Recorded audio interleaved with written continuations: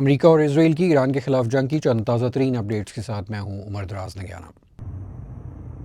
برطانیہ، Italy, France, Germany, Canada اور Holland جیسے ممالک نے ایک بیان جاری کیا ہے جس میں انہوں نے یہ کہا ہے کہ ایران فوری طور پر اپنی دھمکیاں، بارودی سرنگیں بچھانے اور ڈرون اور میزائل حملے بند کر دے۔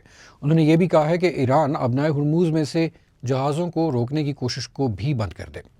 ان ممالک نے آبنائے ہرموز میں سے جہازوں کی محفوظ آمد و رفت کو یقینی بنانے کے لیے کی جانے والی کوششوں میں حصہ ڈالنے پر آمادگی کا اظہار بھی کیا ہے۔ ایران میں آج نئے سال نوروز کا تہوار منایا جاتا ہے، لیکن اسرائیل کی طرف سے ایران پر فضائی حملے جاری ہیں۔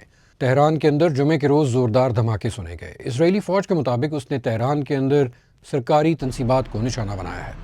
جواب میں ایران کی طرف سے بھی اسرائیل کے اوپر کم از کم 2 مرتبہ میزائلوں سے حملہ کیا گیا اور اس کے بعد یروشلم میں بھی دھماکے سنے گئے ہیں۔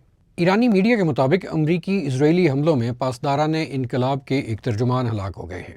پاسداران انقلاب سے وابستہ فارس نیوز ایجنسی کے مطابق علی محمد نینی گزشتہ 4 دہائیوں سے تنظیم کے ساتھ تھے اور وہ گزشتہ 2 برسوں سے تنظیم کے ترجمان کے طور پر کام کر رہے تھے۔ قطر کے وزیر توانائی کے مطابق ایران کی طرف سے ان کی راس لفان گیس فیلڈ پر حملے کے نتیجے میں اگلے 5 برسوں میں ان کی برآمدی صلاحیت 17% کم ہو جائے گی اور اس سے انہیں سالانہ $20 ارب کا نقصان ہوگا۔